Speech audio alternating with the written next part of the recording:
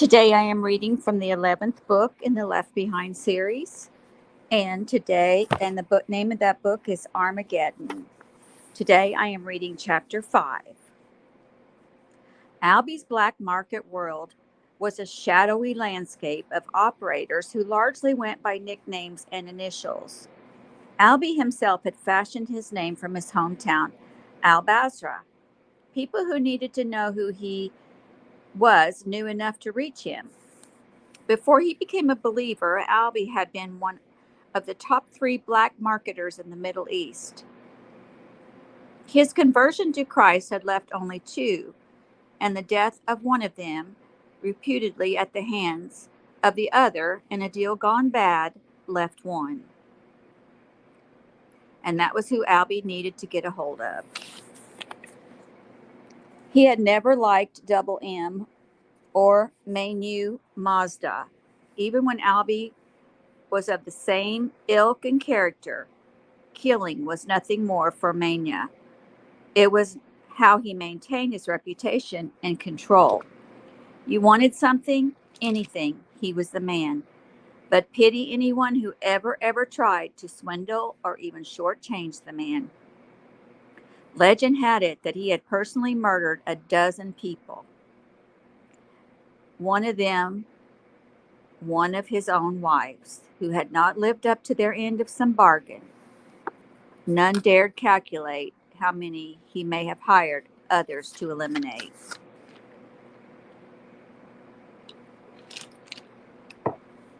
Those who claimed to know, said Mania, celebrated each personal killing by adding a tattooed double M to his neck. He had begun 20 years before when he had strangled a guard in the Kuwaiti prison. He applied the first tattoo himself. The ink, a concoction of rubber shavings from the soles of his shoes, paint chips from the prison bars, and blood. A sharpened paper clip heated by a cigarette lighter was his applicator. He put that first double M directly under his Adam's apple, headed one on either side of the original for each subsequent murder, so people could tell whether he was an odd or even number by whether or not his tattooed necklace was even on both sides. The last time Albie had seen Mania, his necklace had one more double M on the left than on the right, and his count stood at 12. The more recent tattoos were clearer and more professionally done, and supposedly the one for his wife had a feminine flair. Albie put the word on the street that he wanted an audience with Mania, and within 2 hours a note was slipped under his door with an address deep in the street markets on abandoned island on the Shat al Arab River in southwestern Iran. It was like to follow the money. Pipelines connected Abadan's huge refinery to the oil fields of Iran.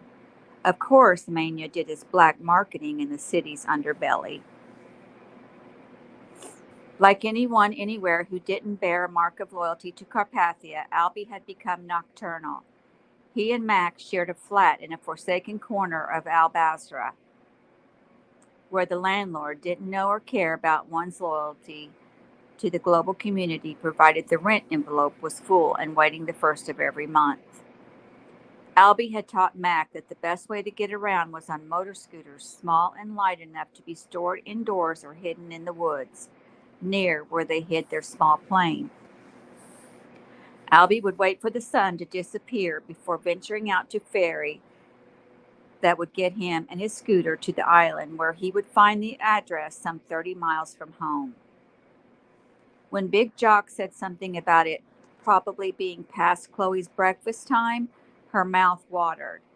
But as you can understand, ma'am, we don't feed uncooperative prisoners. Oh, at some point you'll get some sort of nutrition bar that'll keep you alive until your execution. He patted the big file. I can't say for sure until I hear from International, but this has all the markings of a spectacle, wouldn't you say? That's not my call. But your baby, what's the name? Chloe leveled her eyes at Jock and pressed her lips together.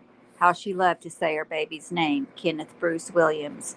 Kenny Bruce, Kenny B. But she would not tell this man. There was no official record of Kenny's birth, and the GC didn't even know whether she had a boy or a girl. Surely there's no harm in my knowing the name. Phoebe Evangelista Jr. Jock looked at the ceiling. You know what? I am not the least bit amused. I'm not surprised either, because I've dealt with enough of your type. Some say there's something admirable about you people sticking with something this long, even though in the end you're going to lose, and you know it. But I would have thought a religious person, and come on, that's what you are, isn't it? I would have thought you'd care a little more about the disposition of your child. Is it a girl? How old is she now? Look, Chloe said, you know who I am and what I am and what I'm not, which is a Carpathia loyalist. That's punishable by death. So why don't you just... Oh, now hold on, ma'am. These things are still negotiable. Don't be jumping to... I will not be providing you any information to reduce my sentence. I'm not interested in life in prison. I would not take the mark even if you promised freedom for my family. And everybody knows that even those who take the mark now are executed anyway. Oh, where did you hear that? That's terrible and a lie. Whatever you say. Jock leaned back in his chair and called out, Nigel, sir, could you open a window? It's stuffy in here. The young guard entered and opened a window behind heavy bars. There would be no escaping. It's only fair that I outline what I have to offer, Jock said.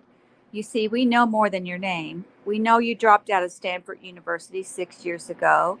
We know you're the daughter of Potent Carpathia's first pilot.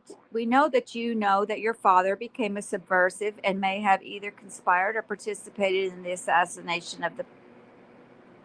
Your husband is also a former employee of His Excellency and now publishes a contraband magazine.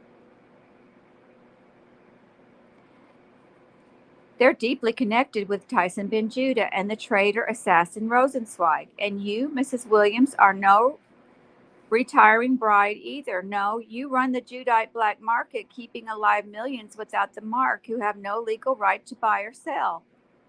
No, ma'am, you should be offering nothing. No plea bargain, no break, nothing even for your child, because more than that, you were involved in an operation in Greece where you impersonated a global community officer. How did you know that? It was out before Chloe could think. Was there a mole in their own operation? She couldn't have been recognized. I'll tell you if you tell me something. Never mind. It's the beauty of iris scan technology. Normal security cameras, like the ones in your headquarters in Potomac, can get a good enough read on your iris to match it with the one recorded when you enrolled at Stanford. It has 4 times as many points of reference as a fingerprint, and there has never been a recorded error. Lucky for the one among your number who murdered one of our operatives in that very building that we weren't able to trace you to him. But he's right here in town, isn't he? How far away can he be? How far from where you were jogging?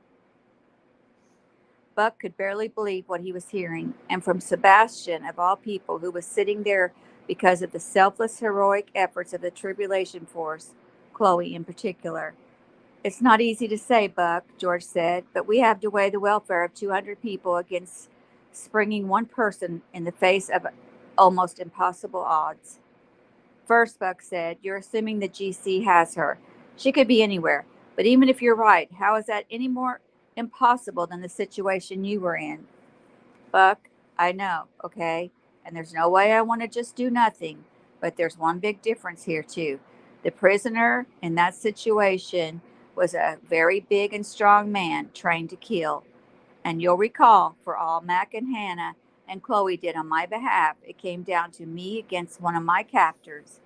Even then, the odds were bad, and it could have gone either way.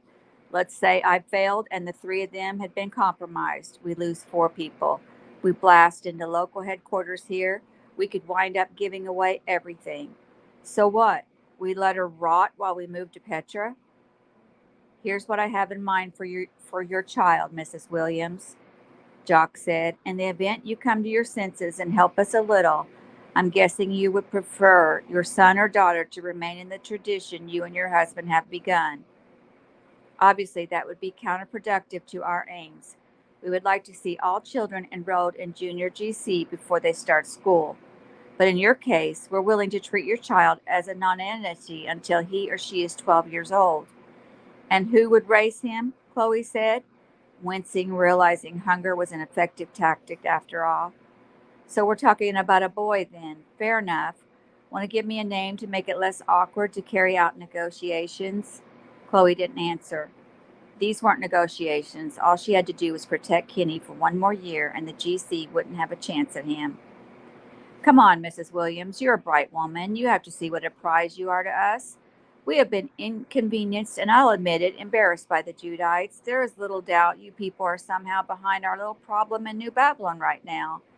You can help us. I'm not naive enough to think you want to do that, but I'm trying to give you a reason. You have some huge bargaining chips.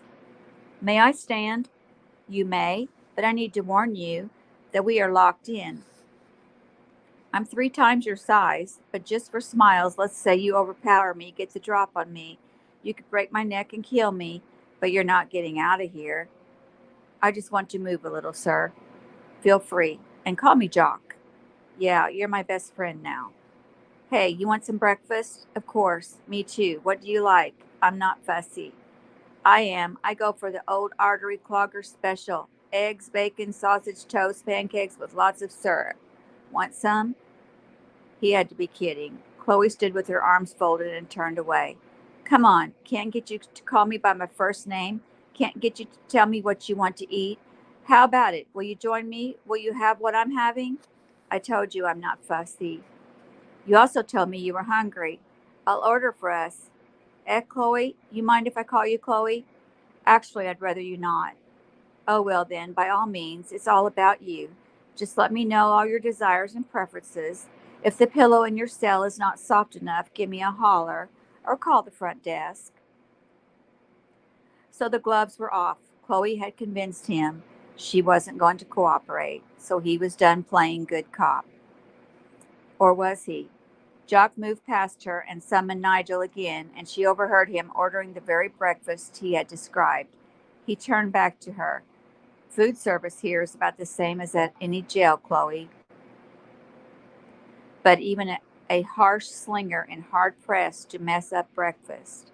Now listen, while we wait, I can see you're no pushover. I didn't expect you to be, and wouldn't have respected you if you had been.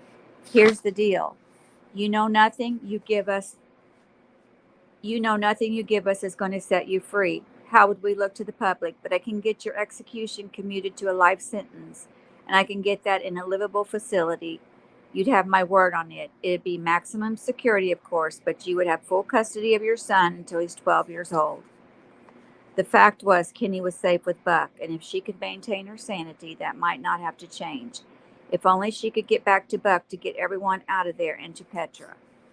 Chloe felt lightheaded and hunger gnawed, and that deal is in exchange for taking the mark of loyalty would be a given.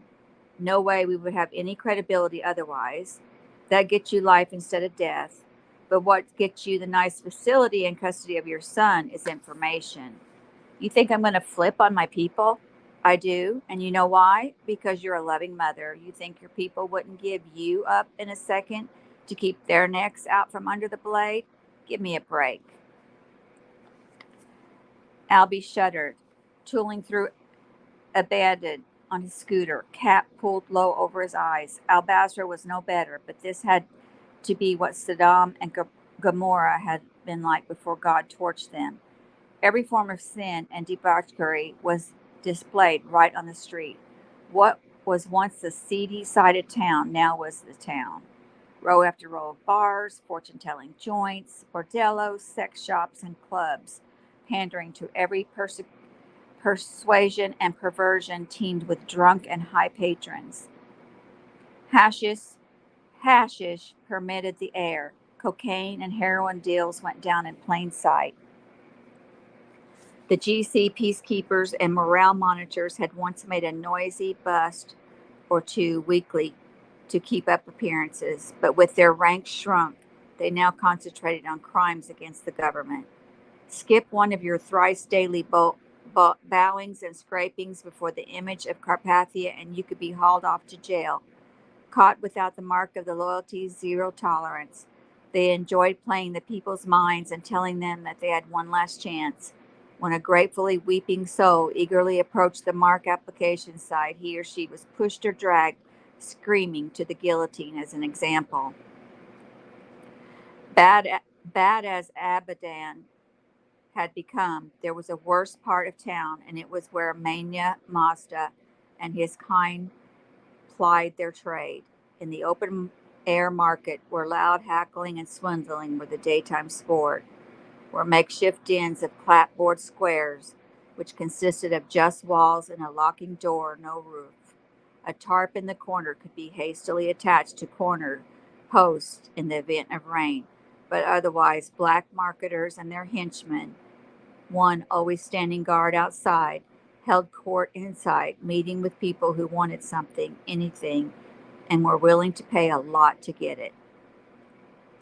Albie cut the engine but stayed aboard his scooter, straddling the seat and pushing it along with his feet through the narrow alleyways. Amid the sleeping drunks were also crazy men and women of ill repute, men and women with all kinds of wares for sale, all beckoned to the leather-clad, smallish man walking the quiet scooter. Albie looked neither right nor left, catching no one's eye. He knew where he was going and wanted it to appear so. He couldn't avoid a modicum of pride that his business had never sunk this low. What he had done for years was illegal, of course, and no circumstance justified it, but compared to this, he had had class. He had run an airstrip that was his front, and his clientele had been made up as much of wealthy businessmen and pilots as it was lowlifes and crooks. But he knew this world and its language.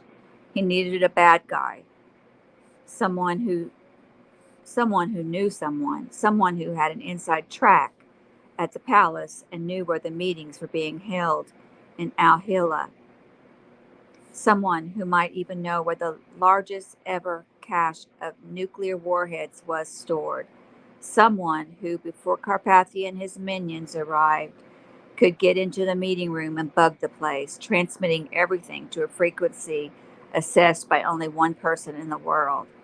Only Albie and his people knew that would be Chang and Petra. Had he more than a day to get this done, Albie might have been able to do it himself with his own contacts, people less risky, less volatile. But there were times in a man's life when he had to weigh his options and throw the dice. And while that analogy was foreign to his new life, this was one of those times. Please sit at the table while the door is opened briefly, Chloe, Jock said. The smell of the breakfast overwhelmed her, and she sat with her back to the door. Right over here, Nigel, if you would. Jock sat facing her. He tossed her a cloth napkin and made a show of tucking his over his tie and spreading it to cover the expanse of his chest and belly. Chloe opened her napkin and laid it in her lap as Nigel set the heaping tray between them. Nigel put a stack of pancakes in front of Jock, a pitcher of syrup, a plate of toast with butter and jelly, a large coffee cup into which he poured steaming black coffee, and he left the pot there too, a massive plate of scrambled eggs with bacon and sausage links. He set Jock's silver on either side of his main plate, then put knife, fork, and spoon in front of Chloe, and there she sat, only silver before her and napkin in her lap. Nigel removed the tray and left, locking the door. Jock rubbed his hands together, grinning. Does this look great or what? I hardly know where to begin. He pulled each plate a little closer, then picked up his knife and fork and began manipulating the eggs into a huge first bite. I'm sorry, he said. Where are my manners? Did you want to say grace? Ask a blessing? No? I will then. Thank you, Excellency, for what I am about to enjoy. Jock shoveled the bite of eggs into his mouth, stored it in his right cheek, followed it with half a link of sausage, and spoke with his mouth full. Nigel must have forgotten yours. Hey, Chloe. Oh, that's right. You haven't been a cooperative prisoner yet, have you? Well, that's your call. The big man sat there, knifing, forking, spooning, smacking his lips, chugging coffee, and grinning. Sure you don't want some, huh? It's good, I mean. It's up to you otherwise. Nigel will keep an eye on you, and that energy bar will be delivered to your cell. Oh, I'd say about an hour, maybe two, after you've given up on it. And energy may not be the right word. It's designed to keep you alive until we can put you to death. There's nutrition, but not energy per se. You'll get to love it though. Look forward to it. I mean, come on, it's not bacon and eggs, but it's going to be your only treat. Albie rode up in front of a tiny structure that appeared to be a mass of incongruously faded yellow boards wired and nailed together. The padlock was conspicuous on the door, which was guarded by a tall, thin rasp of a man Albie recognized from years before. In fact, if he wasn't mistaken, the name was Sahib, and he was Mania's former brother in law. Former because he was the brother of the wife Mania had murdered. Talk about loyalty. Albie stepped off the scooter and thrust out a hand. Sahib ignored it and squinted at him in the darkness. Looking to sell that bike? You came to the right place. No, I want to see Mania Sahib. That provoked a double take. Albie? And now the man shook his hand. He held up a finger and unlocked the door and disappeared. Albie heard a low, intense conversation. A stranger emerged, hard and cold eyes darting before he hurried off. Sahib came out, shutting the door behind him. 2 minutes, Albie, he said, and made a motion indicating Manu was on the phone. 50 nicks to guard your bike. 20, 25, deal. And if it's not as I left it, I split your skull. I know, Albie. Pay in advance. 10 now, 15 later. 15 now. Albie peeled off the nicks. The negotiation, even the threats, was expected. A throat clearing from behind the door spurred Sahib to usher Albie in. But as Albie followed, he saw a small woman striding their way from a similar cubbyhole 100 feet away. Wait, he said. Sahib, watch the bike. I said I would. Oh, this is just a guest who will be joining you. The young woman, robed head to toe, big-eyed and severe-looking with a 42 on her forehead, carried a satchel. Sahib pulled her in as he slid out, locking the door. Menu, illuminated by a battery-powered lamp set behind a flimsy wood desk, a mug of something before him. His smile exhibiting surprisingly white teeth. Albie, my friend, how are you? He said, reaching with both hands. I am well, Manu, but I must insist that my business with you is private. As usual, of course. Please sit. Albie sat in a rusted metal folding chair while the woman went around the desk and pulled a wood box from a corner and sat on it, opening her satchel. Albie looked in Manu's eyes and cocked his head at the woman. Her? Manu said dismissively. Tattoo artist. She has neither ears nor tongue. The woman smiled as she removed her instruments and reached in front of Manu to direct the lamp more squarely toward him.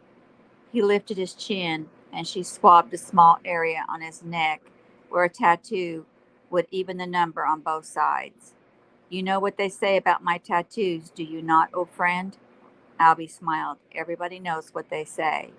So, true or not, is it effective? No? Effective. It is true, Manu. Of course. Who was your last victim? You mean who will be? Oh, sorry. Sometimes I get the tattoo in advance. In spite of himself, Rayford had been dozing, and as the Gulfstream rocketed toward the States, he began digging through his bags. What's up, Ray? Max said. What time is it in New Babylon?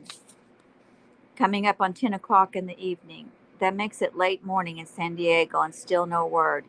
Buck promised to call even if they found out where she was. You remember the main number at the palace? Never knew it, did you? Once upon a time. Should be easy enough to get, but no one is still there, Ray. Need someone at Petra? No.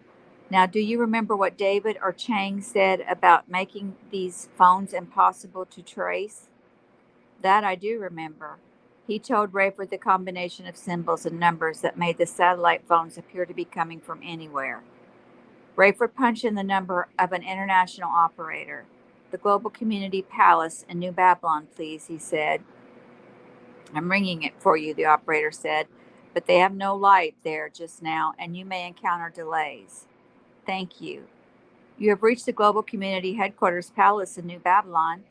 Please bear with us as technical difficulties make it impossible to answer your call immediately.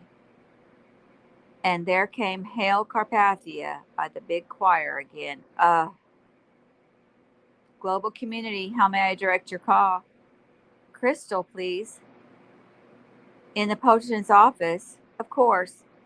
Sir, it's after hours. Those offices are closed. I know that. Her quarters, please. Who may I say is calling? I'll tell her. I need to know, sir, so I won't ring somebody at this time of the night. If you have to know, it's her Uncle Gregory. One moment.